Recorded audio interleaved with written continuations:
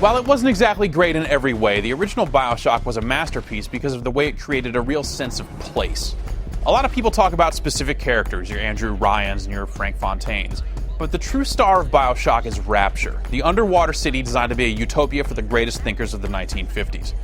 The events of that first game hit home that much harder because by the time you got to the end, Rapture felt real.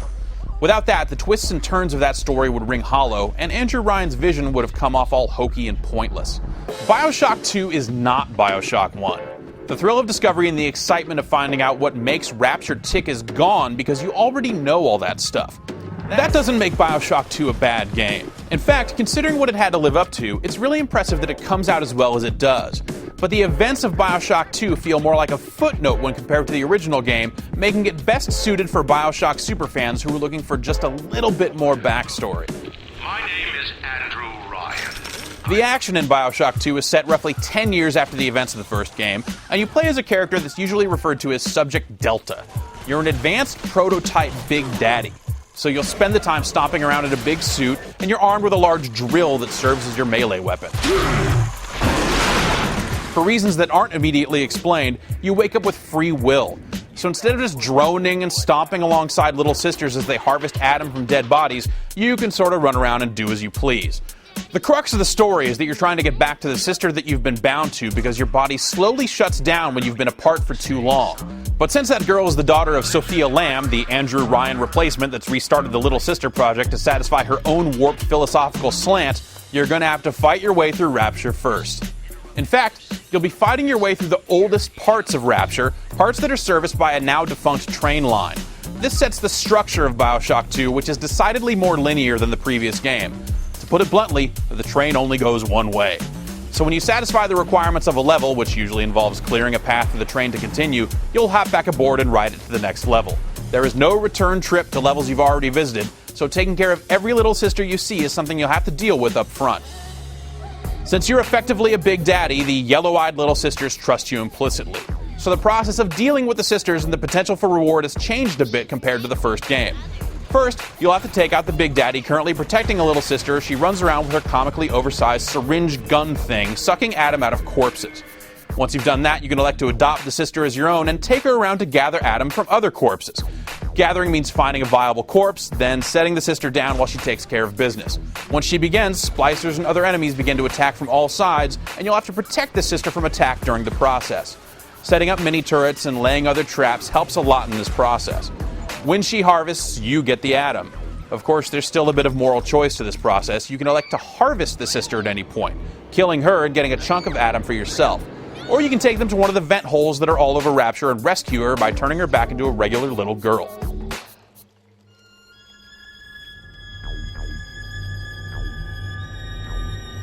Like the previous game, this ends up being a reward now versus reward later type of scenario, and the deferred rewards you get for saving them are substantial. Between using the girls to gather Adam whenever possible and the Adam you get for saving them, by the end of the game there was nothing else I felt like I needed to buy. As before, the way you handle the little sister situation and a few other kill or don't kill moments dictate the way the story concludes, and it's a bit more substantial than just seeing a different ending cinematic. The story has its twists and turns, but I never really felt like any of it even approached the impact of the original. Sophia Lamb, the game's antagonist, feels crammed into the Rapture storyline. You'll find audio logs that have her debating philosophy with Andrew Ryan and others that attempt to paint her as a key figure during the events that led up to the first Bioshock, but it all feels a little forced since she didn't come up at all during the first game.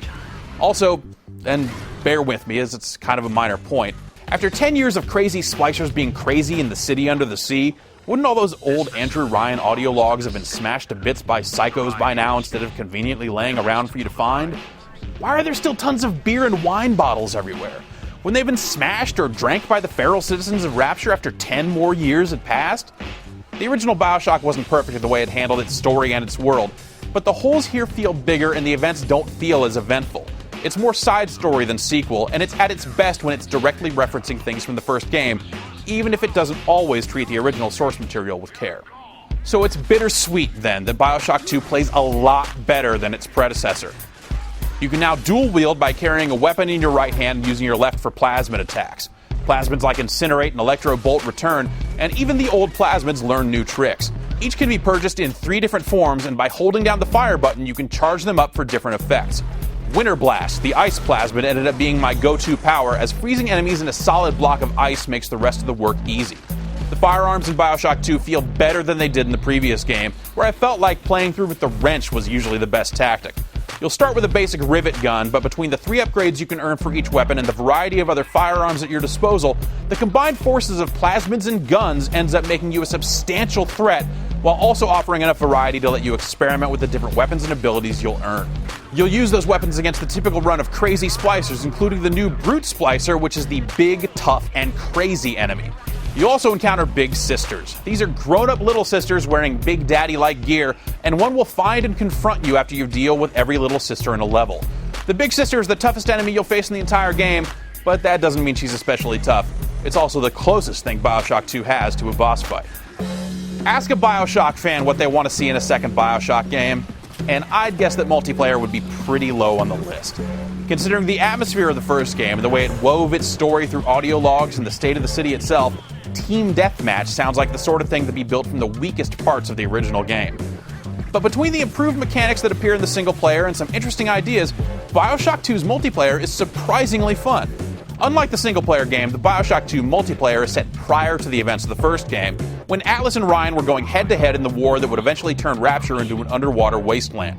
To Rapture, 1959. May it be our finest year. As a result, many of the maps you'll play on are modified versions of locations from the first game, like Fort Frolic and the Farmer's Market. Using the weapons and plasmids on live players ends up being a lot more interesting than the AI of the single player, and the game takes on a modern warfare-like feel in the way that you gain experience and unlock additional tonics and weapons as you go. Researching enemies for a damage bonus even found its way into the multiplayer, which is a neat touch. At times, it almost seems unfair to compare Bioshock 2 to its predecessor. The first game was a unique experience that rose above its gameplay shortcomings by creating a world that was intensely thrilling to explore. Returning to it is naturally going to be less exciting, since so much of its history is already known to you going in. But by improving on the gameplay, and giving you just enough new and interesting factoids to make Rapture feel like Rapture, Bioshock 2 is a successful package.